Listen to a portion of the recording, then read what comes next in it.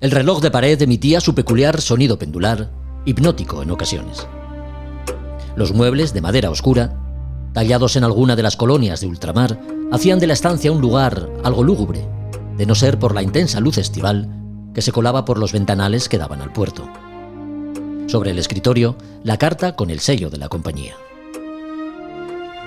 El viejo cascarrabias, celoso de sus negocios, sabía que aquel trabajo solo se lo podía encomendar a él. Borracho y pendenciero, era el único capacitado para navegar por aguas en permanente conflicto, donde cualquier mercancía podía cambiar de manos en el tiempo que lleva largar un cabo. El sobre lacrado, en las manos temblorosas del anciano gruñón, se agitaba como el pez que intenta zafarse del anzuelo. Su interior permanecería oculto hasta cruzar el paralelo 30 Sur, antes de doblar el cabo de las tormentas. Bebedor compulsivo, sí, camorrista y mujeriego también, pero su palabra, lealtad y entrega valían más que cualquier bodega cargada de seda china o té de Ceilán. A las 3 de la madrugada de la primavera austral, con una mar gruesa de proa y vientos que amenazaban con arrancarlo todo, a bordo de su clipper, el capitán Hughes abría la carta entregada en Londres meses antes.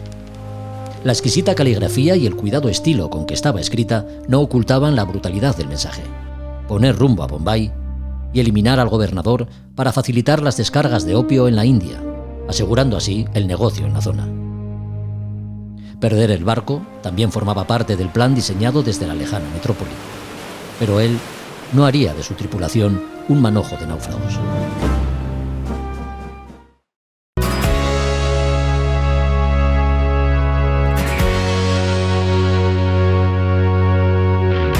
A Son de Mar, el podcast de Jorge Uría. Hola a todos, bienvenidos a otro episodio de A Son de Mar. Recuerda que nos puedes seguir en todas las plataformas de audio y que desde hace unas semanas también estamos en YouTube. Por eso siempre te recuerdo lo importante que es que te suscribas y le des a me gusta, porque es la manera de hacer crecer la comunidad y con ello ir enriqueciendo también los contenidos que vamos teniendo en el canal. Esos contenidos que tanto nos gustan, que hablan de náutica y navegación, como por ejemplo el que tenemos hoy. Hoy entrevistamos a una navegante de raza, marina mercante de profesión. Desde bien jovencita sintió la llamada de la mar y el interés por la vela deportiva. Participó en regatas de diferente índole y categorías, y lo que más le atrajo desde siempre yo creo que es el navegar en solitario, hacer navegación oceánica en solitario. Y dime tú, ¿a qué navegante oceánico solitario conoces que no haya soñado alguna vez con dar la vuelta al mundo? Eso es lo que acaba de hacer Pilar Passanau. Hace unos días cruzaba la línea de meta en Antigua, isla de la que saliera algo más de un año, en febrero de 2025. Iniciaba su vuelta al mundo en la Mini Globe Race. Nosotros, de hecho, en el podcast le hemos ido siguiendo la estela en cada una de sus etapas. Y por eso hoy tenemos el orgullo y la satisfacción de hablar con Pilar Passanau, porque además de haber hecho realidad un sueño, lo ha hecho de una forma, pues yo creo que muy, muy interesante, muy importante y, como se suele decir, por la puerta grande. ¿Qué tal, Pilar? ¿Cómo estás? Hola, muy bien, gracias. Bueno, bienvenida a la Luna y enhorabuena. Enhorabuena, no sé por cumplir un sueño, si es por cumplir el sueño que siempre te habías propuesto, que era dar la vuelta al mundo en solitario, o por haberlo hecho de la forma que lo has hecho. Has llegado segunda en la última de las etapas y has quedado cuarta en la general, lo cual no está nada mal, Pilar. Bueno, la verdad es que cuando empecé la regata iba sufriendo, y a medida que iba haciendo las millas y haciendo etapas, iba disfrutando, iba conociéndome mejor el barco y a mí misma, y eso ha permitido que al final pudiera dar bastante más de mí misma y del barco.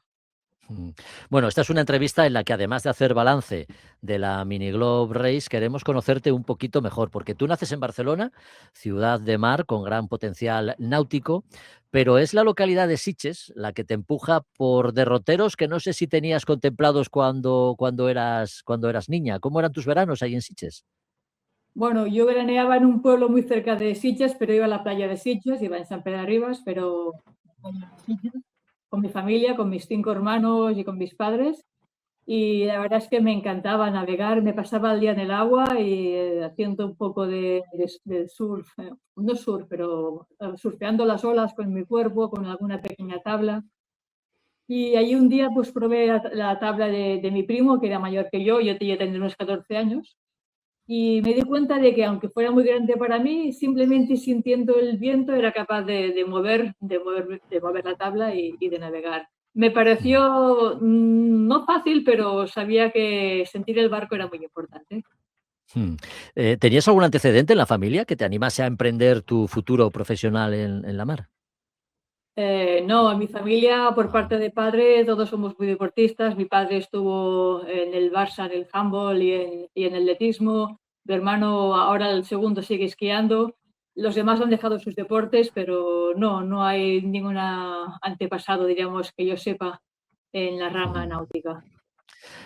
Bueno, hablamos bien si decimos o si nos referimos a futuro profesional, porque te decantaste por la marina mercante en la especialidad de puente. ¿Dónde empiezas a hacer tus primeras horas de navegación? Bueno, yo me fui a hacer la carrera de náutica y especialmente empecé a hacer la Gijón porque tenía muy claro que tenía que aprender muy bien a navegar. Y la Ujú. parte práctica se hace en los barcos y en la parte teórica, pues creo que la facultad me dio una gran experiencia. En Gijón aprendí un montón y la verdad es que conseguí una beca de vela que me permitió estar en estos primeros años y luego ya me fui a Barcelona porque encontré un trabajo y ahí acabé la facultad de náutica.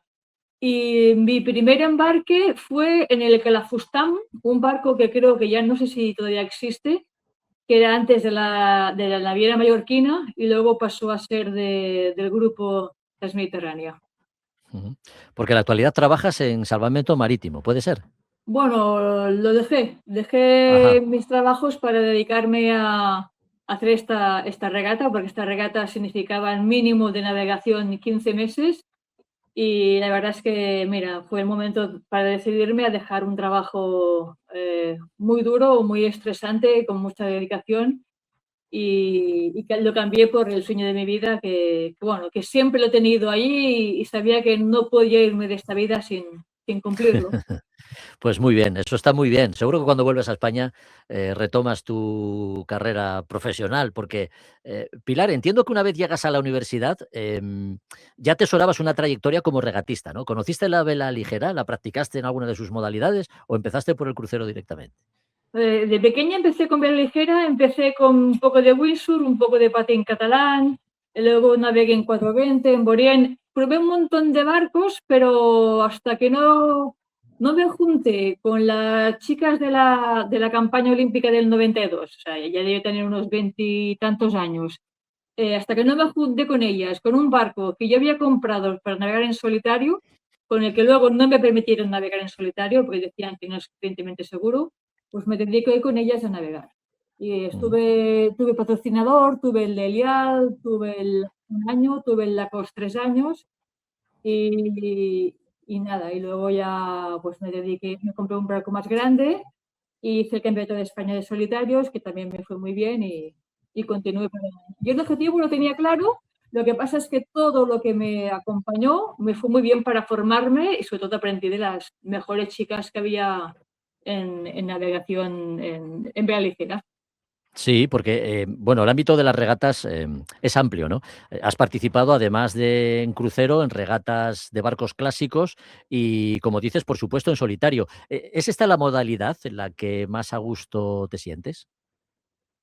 Bueno, yo creo que mi objetivo ha sido siempre ese, el navegar en Ujú. solitario y todo lo demás me ha acompañado y me ha ayudado a mi formación, a mi crecimiento, a tener experiencia y creo que ha sido un camino muy agradable, me ha gustado muchísimo y he conocido un montón de puertos, de barcos, de gente y la verdad es que todo me ha aportado. Ujú. Pero mi objetivo principal, creo yo, es la navegación en solitario, sí. Ya.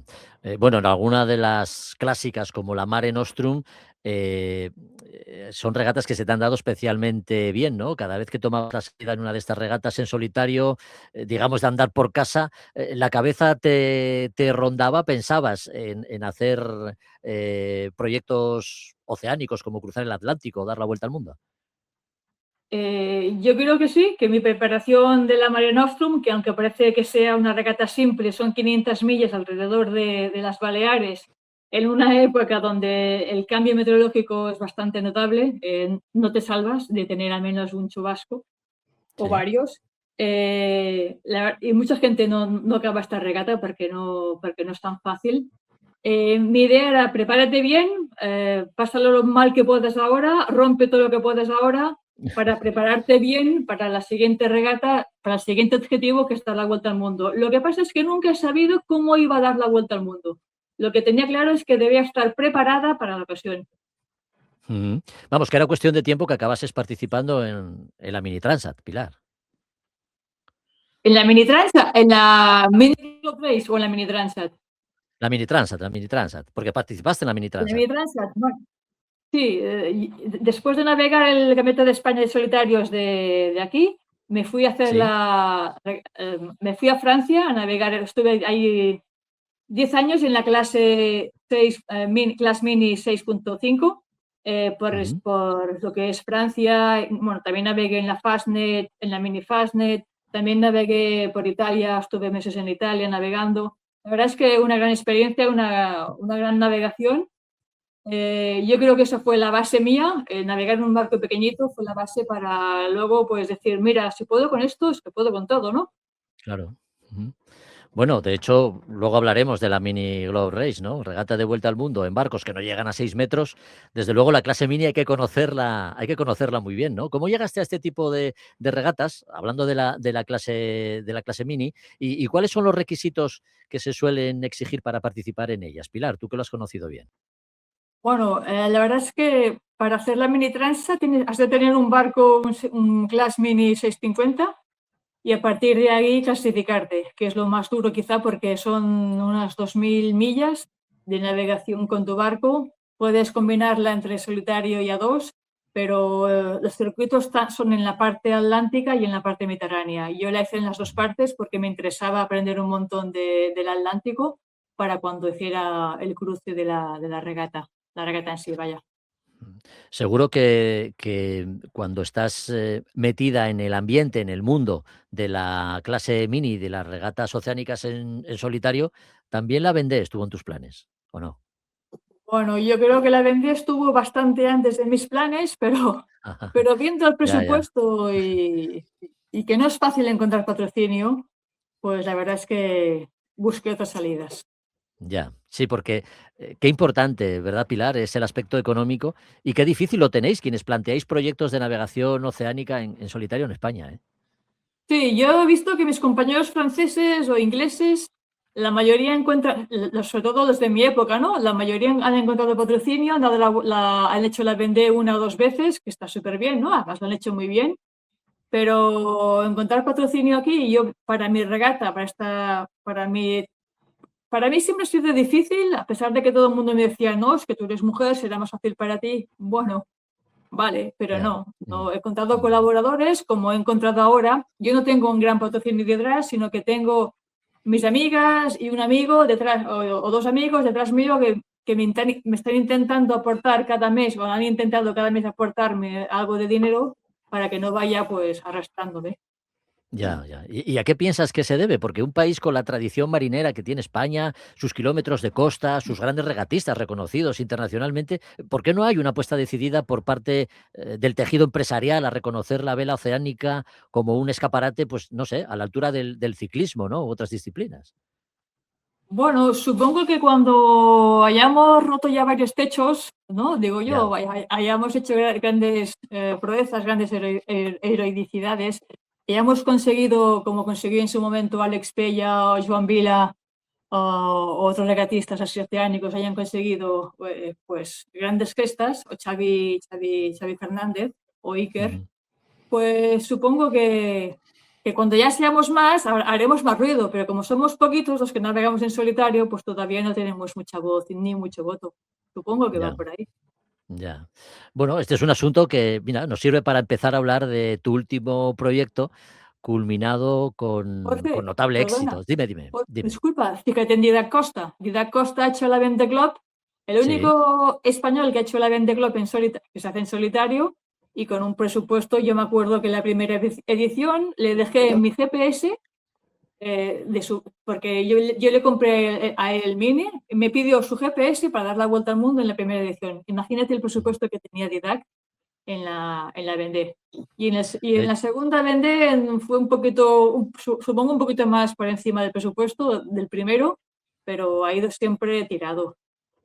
De hecho, hay un documental en una de estas plataformas de vídeo de televisión, en Amazon Prime, me parece que se puede ver, en el que efectivamente, ¿no? Se ve las dificultades por las que pasa un navegante español cuando se embarca en un proyecto de estas características y cómo tiene que echar mano pues, de amigos, conocidos y allí cada uno Familia, pues haciendo lo que puede, ¿no? sí, sí. Mm. Sí, sí, así es. Bueno, como decíamos, Pilar, esto nos sirve para hablar de la Mini Globe Race, perdón. Una regata que acabas de terminar, porque hace tan solo unos días que has entrado en Antigua. No sé, ¿cómo te sientes ahora que llevas ya unos días en tierra? Bueno, me siento bien. La verdad es que cuando llegué me sentía bien, muy físicamente muy bien, quizá mentalmente cansada, pero luego cuando llevo aquí una semana, todo el cansancio acumulado me imagino que se ha ido notando y cada vez Hombre, me he sentido un poquito más, como más cansada, me imagino que necesitaba relajarme del todo, tocar fondo físicamente y ahora estoy volviendo a subir.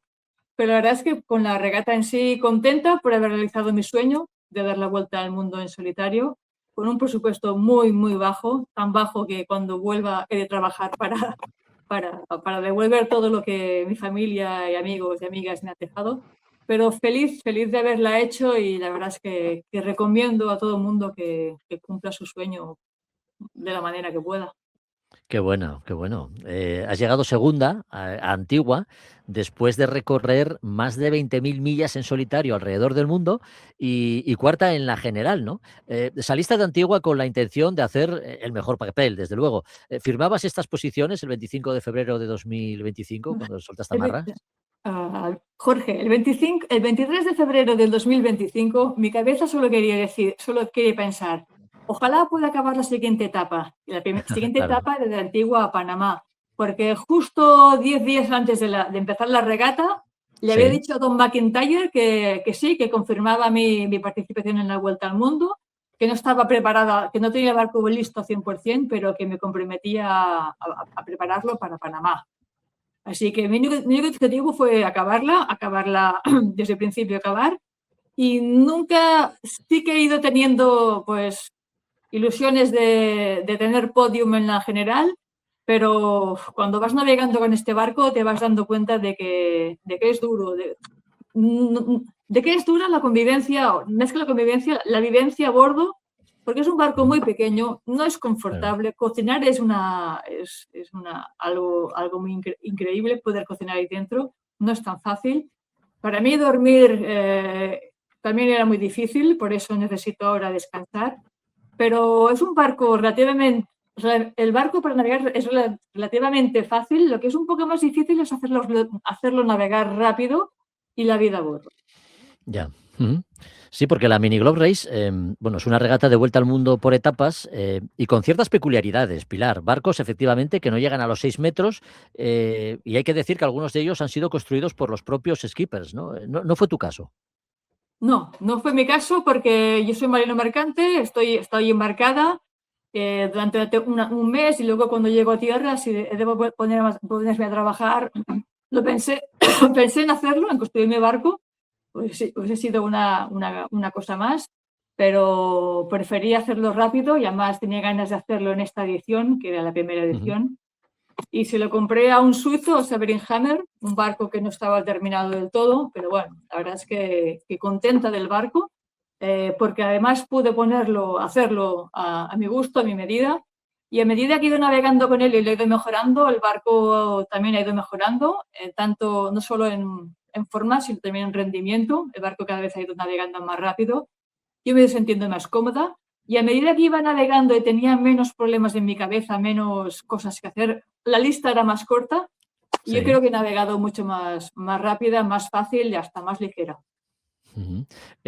Los planos están a disposición de quien quiera participar en esta regata porque así lo hace la organización, ¿no? Los facilita para que todos los barcos estén de alguna forma estandarizados, ¿no? Todos tengan el mismo diseño exactamente igual. Sí, justo, el barco es un One Design y que tú te compras los planos al McIntyre, al que monta la regata, y a Sí. partir de aquí te compras la madera, que todo es plywood. Plywood es madera de esta prefabricada, marina. Ujú.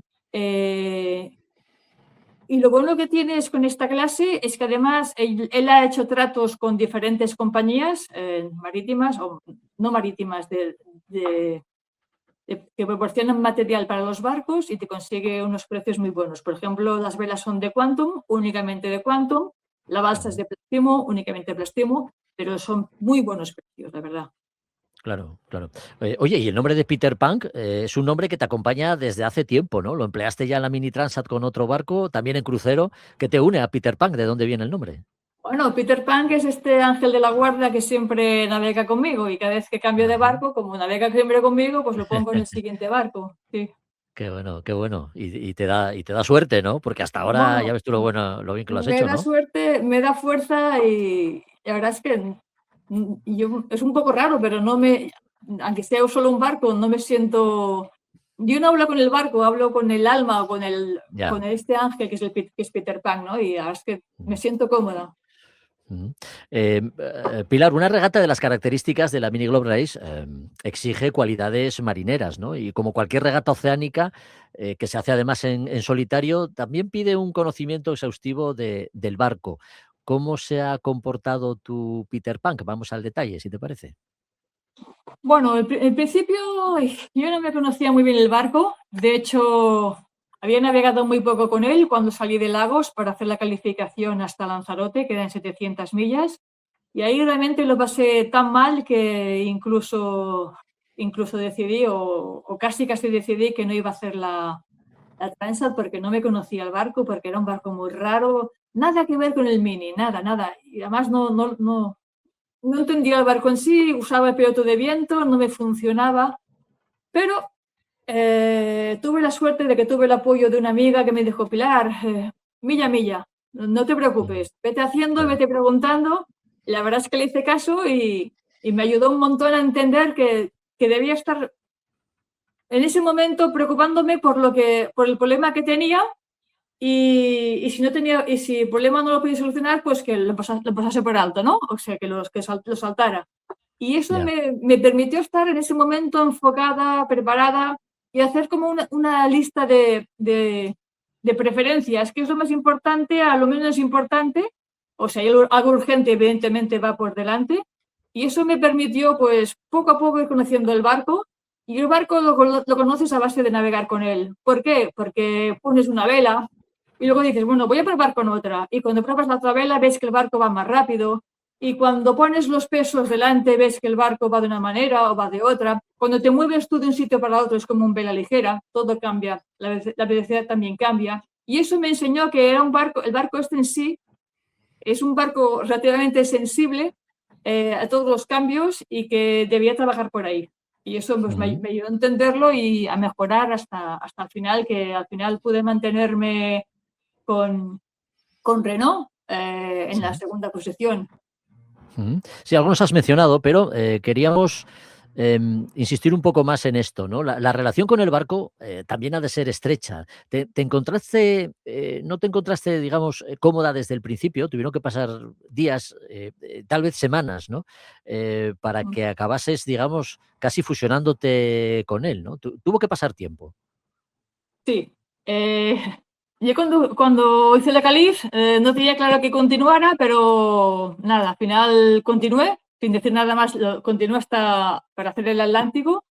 El Atlántico también lo sufrí mucho, fue muy duro porque intentar coger a los que tienes delante es poner más trapo, ir un poco más pasado de trapo, pero tenía que intentarlo. Al final llegué en la quinta posición.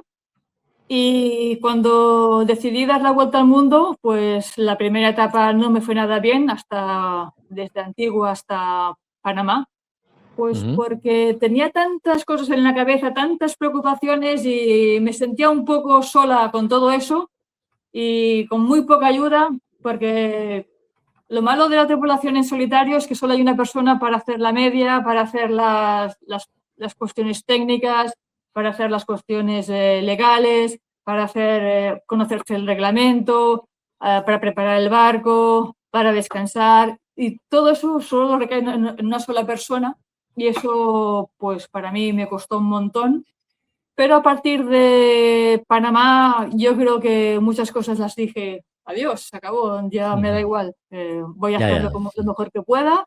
Y cuando me liberé de esa presión, pues me permitió navegar más cómoda. De hecho, acabé la etapa en Marquesas, creo que acabé cuarta.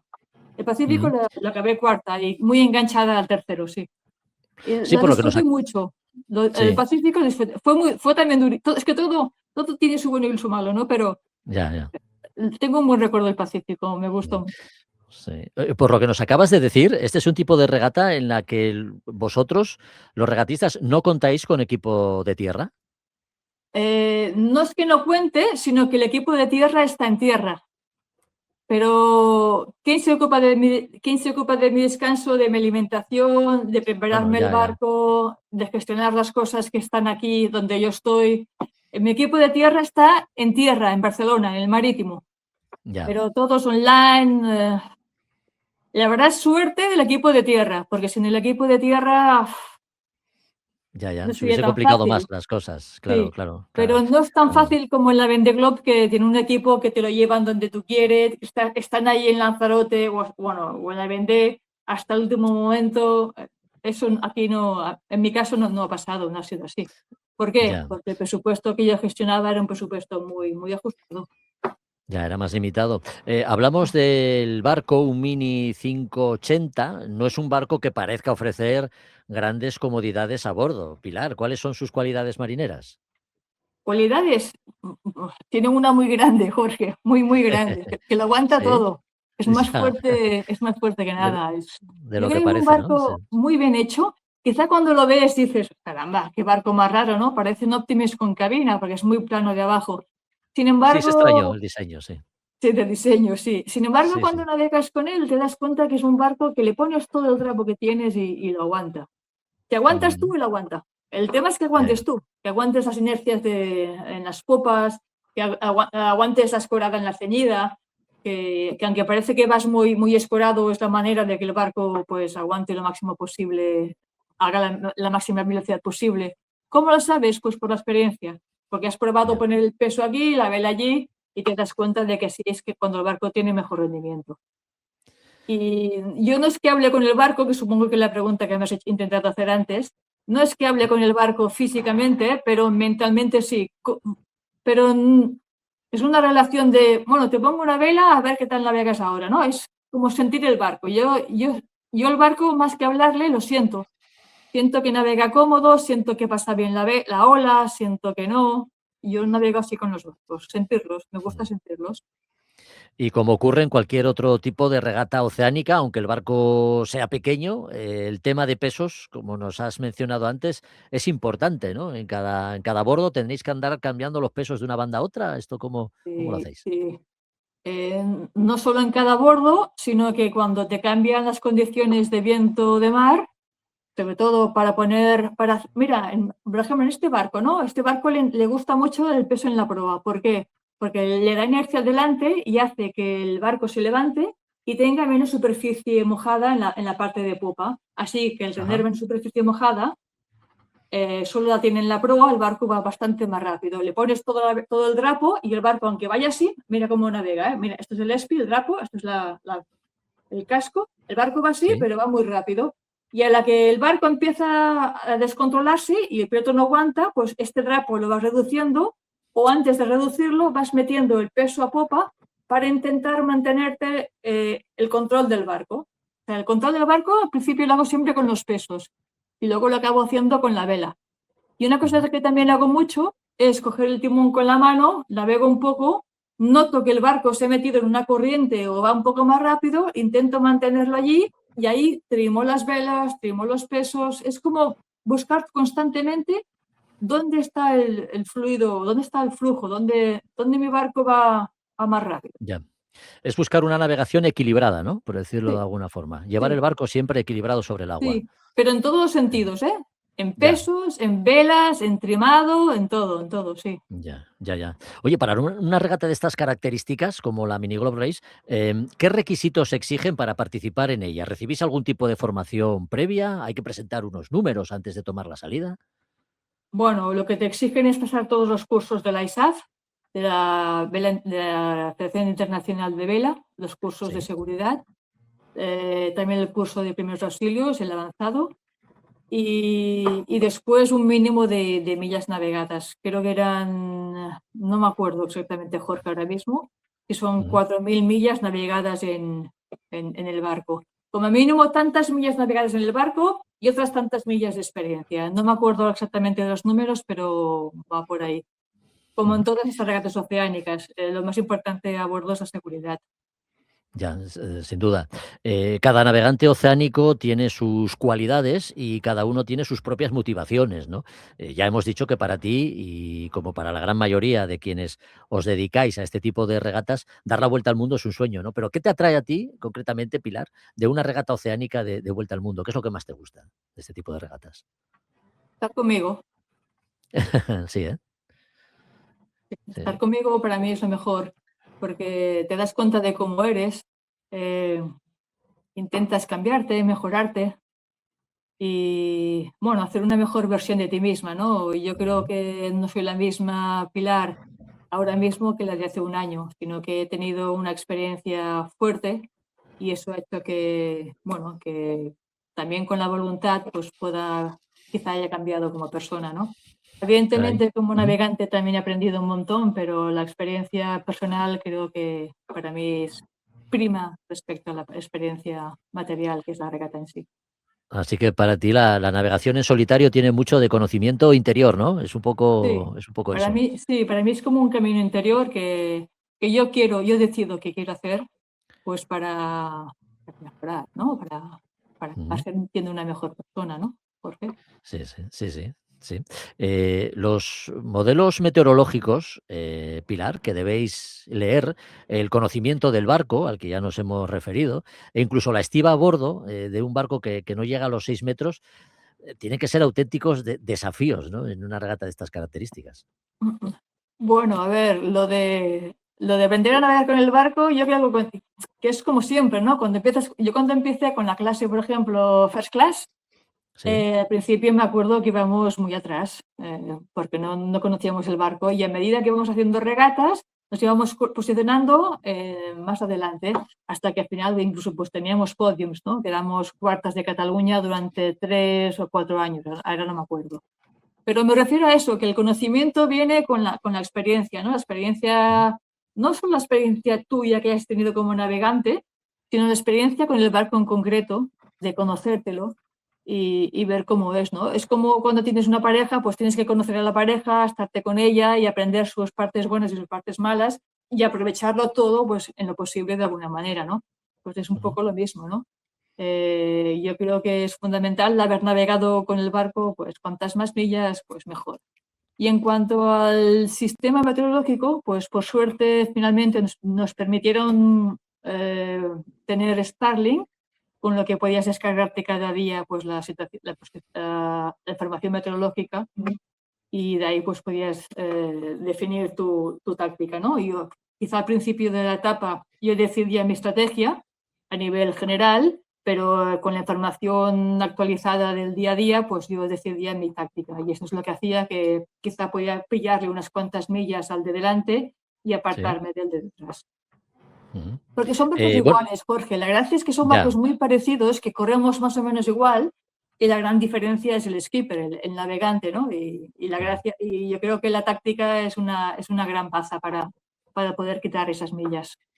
Es uno de los grandes alicientes, ¿no? De este tipo de regatas, ¿no? Que al final te estás peleando con otros regatistas que están en las mismas condiciones que tú, tienen el mismo barco y, bueno, cada uno es verdad que lee los modelos meteorológicos de una manera, pero al final la máquina es la misma, ¿no? Sí. Y es con lo que hay que trabajar.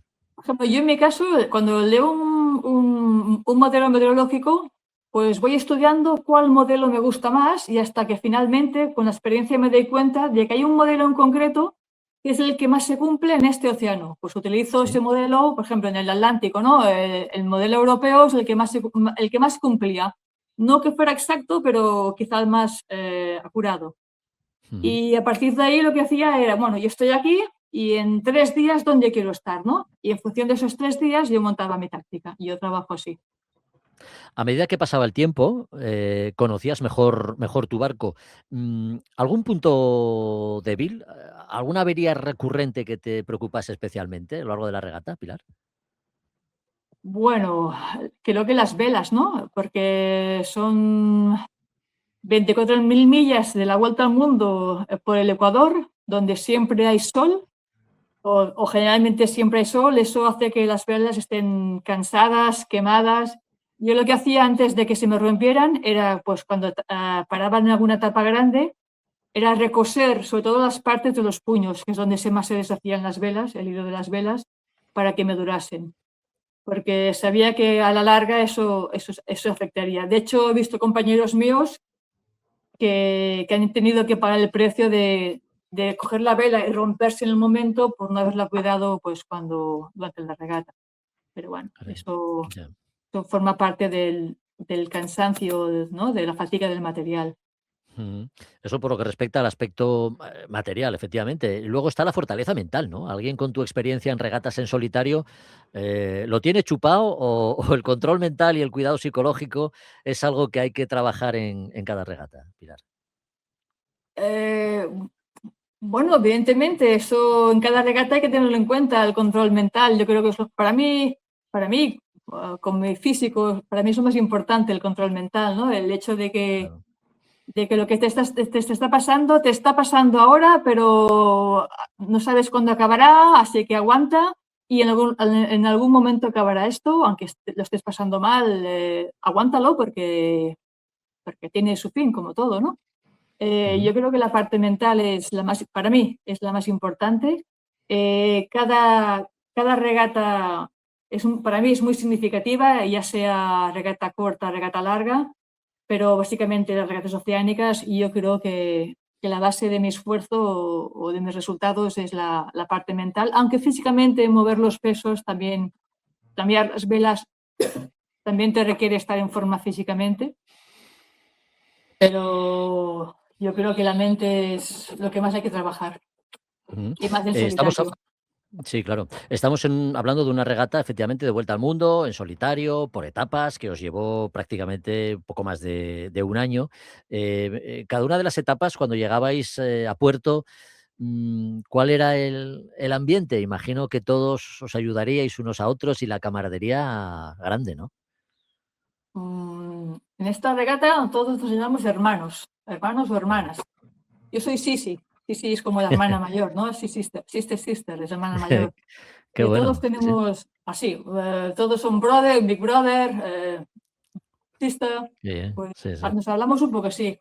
La verdad es que cuando eres consciente de lo que estamos haciendo, que tampoco somos muy conscientes de lo que estamos haciendo porque estamos aquí, no Sí. estamos fuera viendo lo que se está haciendo, sino que lo estamos viviendo. Yo creo que lo único que te importa cuando llegues a puerto es que cuando tu hermano llega o tu hermana llega, pues echarle una mano en lo posible. Y porque sabes que tú echas una mano ahora y él te echará una mano otro día, o porque ya te echó él una mano a ti, ¿no? Yo creo que esto es como la vida, ¿no? Tienes que echar una mano a los demás para que al fin y al cabo, pues alguien te eche una mano a ti también, ¿no? Cuando te haga falta. Ujú, ujú. Imagino que también planificaríais en conjunto las etapas, ¿no? Aunque luego cada maestrillo tiene su librillo y cada uno de vosotros guardaba sus cartas para la competición, ¿no? Bueno, a ver, diríamos que a veces se hablaba a nivel un poco general de la etapa, que si esta es la parte más dura, que si esto, cuidado con las corrientes, pero nadie decía, a menos que yo sepa, nadie hablaba de su estrategia. Yo nunca he hablado de mi estrategia. Quizá he enseñado mi derrota alguna vez a alguien que me la ha pedido, así en el último momento, pues porque he estado apurado reparando sus velas o lo que sea, pues no te puedes echar una mano, pero no ha habido digamos, un intercambio de información en ese aspecto. porque yo creo que la estrategia y la táctica en sí es lo que va a definir que yo esté delante tuyo o esté detrás tuyo, ¿no? Sí. Bueno, alguien puede pensar, estamos hablando de una regata que os llevó un año, la Vendée Globe fueron 60 días, ¿no? Más o menos. Alguien puede pensar bueno, que ¿por qué se echa tanto tiempo en dar una vuelta al mundo? Recordemos que estáis navegando en barcos que no llegan a los 6 metros y cuyo diseño no tiene absolutamente nada que ver con los de otro tipo de regatas oceánicas. En este caso también, no digo que no se busque la velocidad, pero como antes nos comentabas, se prioriza la seguridad por encima de cualquier otra cosa, ¿no? ¿Qué velocidad desarrollan estos barcos, por cierto? Bueno, la verdad es que nos ha sorprendido un poco a todos el hecho de que este barco tenga un average, un promedio de velocidad más alto que, por ejemplo, los barcos de la GGR, la Golden Globe Race, que es la vuelta al mundo en solitario en barcos de 36 pies que van en dirección este, porque nuestra media es más alta, es 5.5 y la de ellos es 4. No me acuerdo. Así que nuestros barcos hemos ido bastante más rápidos. Lo que ocurre es que esta regata no hay manera de reducirla en menos de un año debido a que estamos dando la vuelta al mundo y necesitamos un poco buscar la época propicia para cruzar el Pacífico o el Índico o de nuevo el Atlántico Sur. Es decir, nos paramos en Fiji, nos paramos en no sé, Cape Town, en Ciudad del Cabo, nos paramos en Brasil, justamente para buscar la época propicia para hacer la siguiente etapa. Si no, sería un poco locura irte contra el tiempo, ¿no? Contra el mal tiempo, diríamos. Vientos, corrientes, encalmadas, arrecifes, todo ello repartido por 3 grandes océanos, ¿no? El Atlántico, Pacífico, el Índico, mares locales también y zonas muy concretas de especial atención y con sus propias características, ¿no? En cada etapa teníais un poco de todo. ¿Cómo planificabas tú las etapas, Pilar? Bueno, yo tuve una visión general de lo que es cada océano, el Pacífico, Índico, Atlántico Norte y Atlántico Sur, que yo los diferencio. Para conocerme un poquito el barco, cómo es la mar allí, la meteorología general, me miré también los pilot charts para saber qué me encontraría. Y al final, pues lo que haces es buscar referencias pues un poco más activas, más recientes, y mirarte mucho la meteo, pues durante esos 2 semanas, 3, una semana que tienes por delante, para ver la tendencia de la meteo, ¿no? Es como en la Vendée Globe tienen un display, una pantalla que va diciendo pues la tendencia en ese momento del viento, ¿no? Si hay menos viento, si hay más viento, si cambia de dirección. Pues eso yo no puedo hacerlo porque no tengo a bordo anemómetro, pero sí puedo hacerlo de una forma más mental, porque cada día observo la meteorología de esa zona y, por ejemplo, cuando salí de Brasil y me fui para el Caribe, para Antigua, me estuve dando cuenta de que tendríamos al principio muy poco viento, luego viento del nordeste y luego el viento se iría hacia el este. Esa es la teoría y luego cuando estás ahí navegando te das cuenta que ese viento de la última semana del este no es realmente del este, sino que es un noreste-este. Entonces es más noreste que este y ya te ha roto toda la estrategia que tenías pensada. Claro. Y en ese momento se cambia rápidamente la táctica porque no puedes esperar más días a que este te aparezca porque estás dando cuenta de que no aparece. Yo creo que es muy importante el poder observar ahora mismo lo que tengo con la previsión que me ha dado para saber si estás por delante de la previsión o estás por detrás de la previsión. Y entonces hay que navegar así. No sé si me he explicado. Sí, sí. Sí. Oye, ¿y hubo algún paso especialmente preocupante que te preocupase? Porque entre los navegantes existe a veces la discusión, ¿no? Entre Cabo de Hornos o Cabo de Buena Esperanza. Quizá el más mítico, por todos conocidos, es el Cabo de Hornos, efectivamente. Pero el Cabo de Buena Esperanza no es moco de pavo. Yo no sé si fue este paso uno de los que más te preocupó, quizá el norte de Australia, en fin. No. El que más me preocupó fue el Buena Esperanza. Que Buena Esperanza antiguamente se llamaba el Cabo de las Tormentas. Y de hecho es así. Las tormentas pasan cada 3 días, solo tienes ventanas de 2 días y medio para hacer un pequeño salto de un puerto a otro puerto. Y yo creo, Jorge, es un poco raro, pero y para mí me chocó, pero fue así. Yo pensaba que mi punto fuerte era la mente y sin embargo, pues la verdad es que empecé a tener problemas empecé a preocuparme pensando de que las corrientes eran fuertes, las tormentas eran fuertes, hasta incluso cuando estaba, no me acuerdo, pero a no muchas millas de Durban y había de meterme en el chorro de corrientes, pensaba, todo el mundo me había dicho, cuidado, que son muy fuertes, que te vas a pasar de puerto, que hay un microclima allí.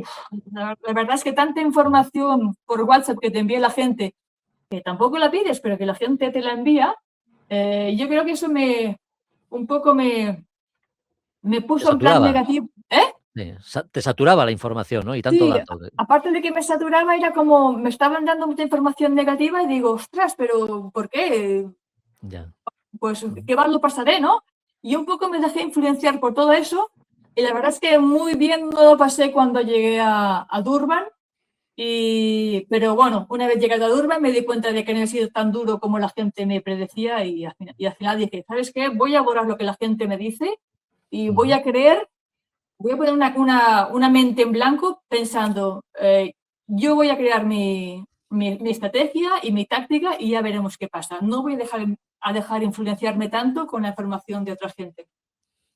Oye, a veces quienes preguntamos somos muy agoreros, ¿no? Y siempre ponemos la atención en los puntos más críticos y más problemáticos. Pero ¿cuál fue el tramo más placentero de la regata en el que más disfrutaste, Pilar? Que también los hubo, claro. Hombre, hubo un montón. Yo creo que hubo, pues, te diría Ya. que el 90% quizá de la regata fue placentero. Placentero me refiero a que aquí estoy navegando y aunque no estoy cómoda, voy muy rápida y cuantas más millas haga por día, mejor, porque antes llegaré, ¿no? Pero supongo que el Pacífico, cuando ya metí de pleno en los alisios, cuando ya estaba en latitudes 5 sur. Allí el barco iba solo, era como una autopista, pones las 2 velas ahí arriba, o cuantas más velas mejor, pones el peso en la proa, haces que el barco corra y allí, pues nada, casi me duchaba cada día con agua de mar y era como más tranquilo. Cuando ya había conseguido mi plaza, cuando ya había bajado desde Galápagos había cruzado el Ecuador y me había ido a la latitud de 5 Sur, ahí ya fui a la autopista, ya fue más fácil y ahí lo Ujú. disfruté mucho, la verdad. Bueno, estás asimilando junto con el resto de regatistas todo lo que has vivido en esta mini Globe Race, pero yo no sé si tu cabeza está pensando en próximos retos, en próximos proyectos, Pilar. ¿O es muy Vamos, pronto todavía para pensar en eso? ¿qué va, Jorge? Y cuando llegué ya pensé, why not? ¿Por qué no? Un papá, Ajá. ¿no? Evidentemente, yo tengo un problema que es que cuando acabo una regata y la acabo bien, ya estoy en otra regata. Eso es lo que me Ya. pasa a mí, ¿no?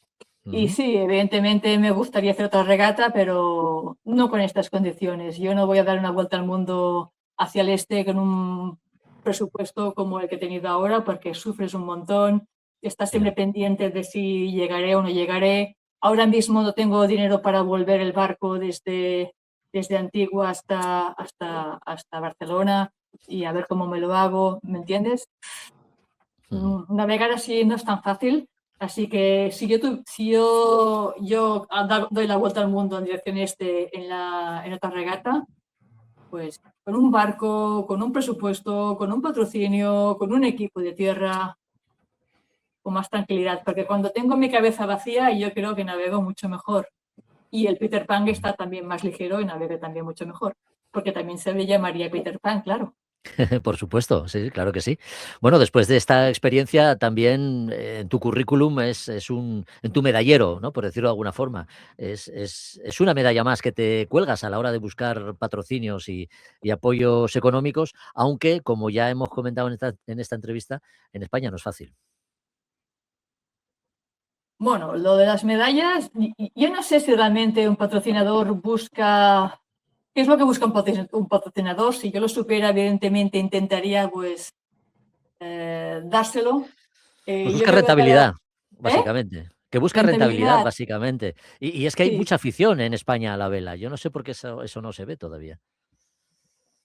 Pues eso, Jorge, no sé decirte por qué no hay tanta visibilidad en la vela. Hay afición, pero no hay mucha visibilidad y quizá eso sea lo que hace falta. Así que casi que te paso la pelota, amigo mío, y Sí. te invito a que intentes promover la vela lo máximo posible, que ya sé que lo haces, no tengo por qué decirte lo que hay que hacer, ya sé que lo haces, pero algo hay que encontrar para poder echar una mano a toda esta gente que quiere hacer regatas oceánicas. Y yo creo que hay muchos sueños por cumplir, no solo los míos, sino los de muchísima gente. Seguro que mucha gente quiere hacer la vuelta al mundo en solitario y de alguna manera habrá que ayudarlos, ¿no? Porque cuando ayudas a otro, te ayudas a ti mismo. Yo lo veo así de Mm. fácil. Bueno, pues de momento vamos a disfrutar de lo que hemos conseguido. Los proyectos futuros pues ya se irán conformando y seguro que alguno de ellos materializando también. Así que lo que a día de hoy, ¿no? Y en el momento presente, a ti que seguro que te gusta enfocarte en el, en el presente y no hacer castillos en el aire, lo que nos toca es felicitarte por lo que decíamos, ¿no? El sueño que has conseguido, Pilar, la posición en la que lo has conseguido, haber tenido esta experiencia, que seguro que no es la primera ni será la única que tendrás de navegación oceánica alrededor del mundo. Y nada, simplemente darte las gracias por haber visitado el Aruna, por estar en este canal y desearte, pues eso, que los proyectos futuros se materialicen y te salgan igual de bien que este. Porque de entrada, gracias a todo el mundo que me ha apoyado, entre ellos tú. Te lo agradezco un montón. Me has seguido por toda la regata durante todo este año. Y también esta gente que me ha apoyado, ya sea mi familia, amigos, amigas. Y nada, que sin estos apoyos yo no estaría aquí. Así que gracias, de verdad. Gracias. Pues en Antigua, que es donde te localizamos, un abrazo muy fuerte desde La Aruna. Pilar, hasta Un una abrazo, próxima conexión. Un abrazo. un abrazo. Gracias.